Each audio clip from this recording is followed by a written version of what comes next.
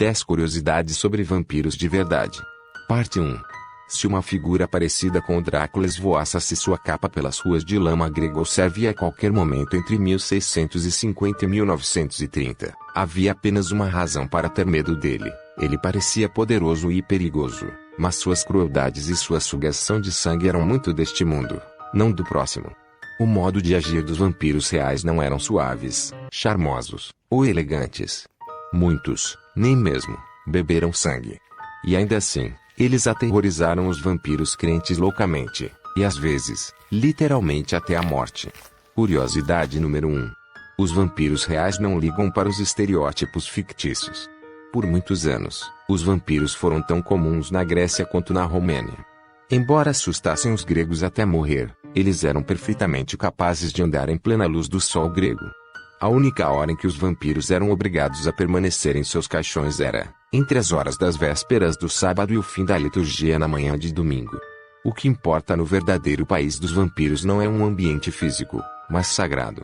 Por razões semelhantes, uma das principais causas do vampirismo na Grécia foi a excomunhão.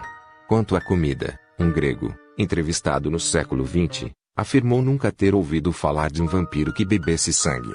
Eles podem comer seu fígado ou outros órgãos. Eles podem se alimentar em seus túmulos ou em cadáveres próximos. Na Alemanha, adoradores de cultos dominicais afirmam tê-los ouvido estalar os lábios enquanto mastigavam lá embaixo. Essas crenças podem ter várias origens. Uma delas, sombriamente, falava que as pessoas acidentalmente enterradas vivas podiam roer os próprios braços quando morriam de fome. O barulho de saborear e estalar os lábios eram possivelmente gases de cadáver em erupção, já que os mortos estão quimicamente vivos por um certo tempo. Talvez acima de tudo, eles refletem a noção básica de que o vampiro simplesmente precisa se alimentar de qualquer coisa e não é exigente. Na verdade, assim como o zumbi, essas criaturas na Grécia e em outros lugares podem atacar o gado e outros animais, como por exemplo em Montague Summers. Contam a história de um vampiro da ilha de Naxos que roubou ovos e aves. Esses vampiros gregos eram conhecidos por beber leite de cabra ou por serem completamente veganos. Um foi encontrado armazenando um nutritivo piquenique de uvas, maçãs e nozes em seu caixão, e em outra ocasião 6 vampiros foram vistos em um campo pastando feijão verde. Curiosidade 2. Fãs de vampiros modernos não reconheceriam um vampiro de verdade. Os legítimos vampiros pareciam camponeses comuns e maltrapilhos. Longe de serem elegantes, magros e esculpidos, eles costumavam ser completamente gordos. Summers conta que um vampiro britânico de Alnwick era de corpulência terrível, enquanto os vampiros gregos podiam ser redondos, como um saco cheio, com a pele esticada, como o pergaminho de um tambor. Novamente, isso se devia aos gases do cadáver, embora o que mais importasse para os espectadores aterrorizados fosse a impressão de que o corpo não estava se decompondo. Longe de serem claros, esses cadáveres poderiam ser azuis escuros ou pretos, novamente devido à química da morte. Em países onde os vampiros bebiam sangue, o cadáver com a pele avermelhada era especialmente horrível, pois isso de fato indicava que estava se alimentando de vivos.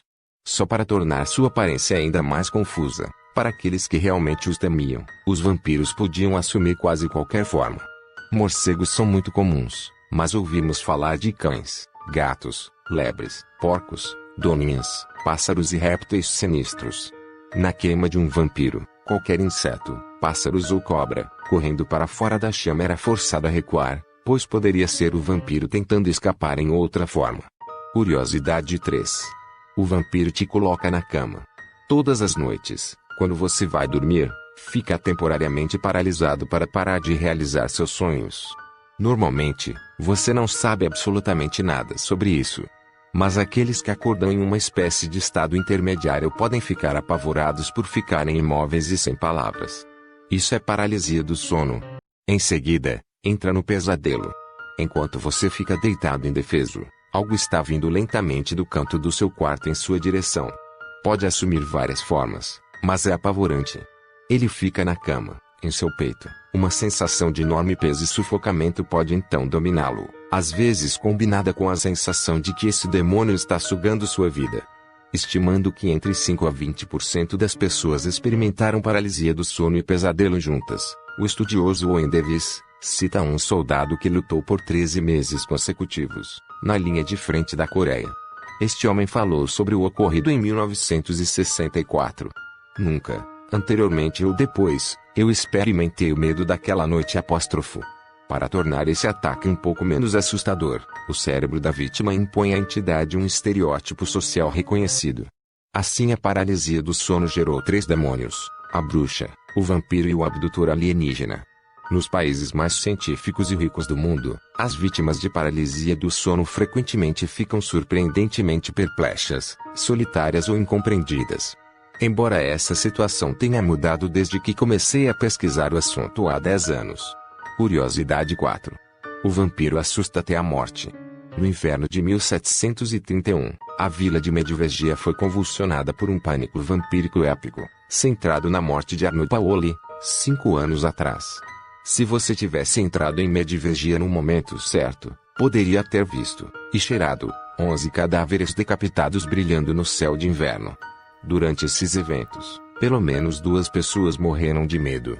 Uma jovem chamada Stanaka deitou-se para dormir 15 dias atrás, revigorada e saudável, mas à meia-noite ela acordou com um choro terrível, assustada e trêmula, e queixou-se de ter sido estrangulada pelo filho de um aiduque pelo nome de Miloi, que morreu 9 semanas antes.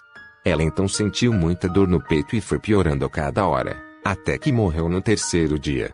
Stanaka morreu de morte voodoo, catalisada por seu pesadelo de paralisia do sono. Ao longo dos séculos e continentes, os mesmos sintomas são registrados.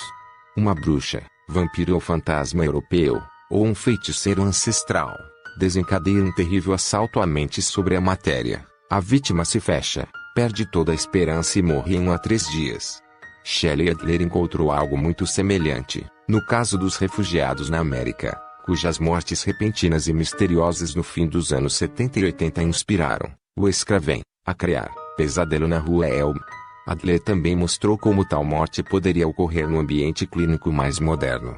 Em uma clínica de emergência do Tennessee, em 1974, um homem morreu algumas semanas depois de ser diagnosticado com câncer de esôfago, apenas para uma autópsia mostrar que seu esôfago estava perfeitamente saudável.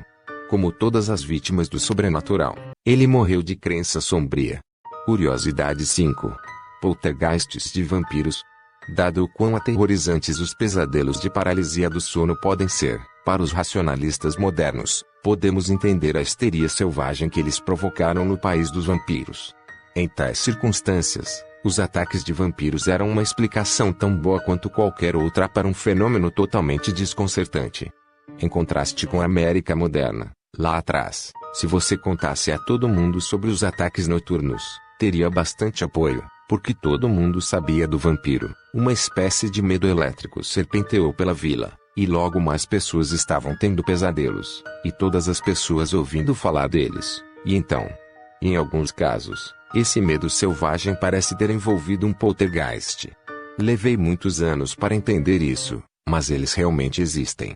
Uma clássico poltergeist de vampiro explodiu pela ilha de Mykonos, um pouco anterior ao Natal de 1700. Depois que um homem morreu repentinamente no campo, seu fantasma começou jogando móveis e agarrando pessoas por trás. À medida que o medo dos fantasmas gregos se intensificava, também aumentava a violência. O vampiro poltergeist quebrou portas, telhados e janelas, espancou pessoas e rasgou suas roupas.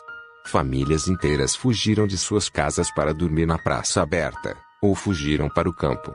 Finalmente, depois de retalhar o morto e só piorar as coisas, os ilhéus levaram seu cadáver para uma ilha separada e queimaram-no em 1º de janeiro de 1701. Feliz Ano Novo!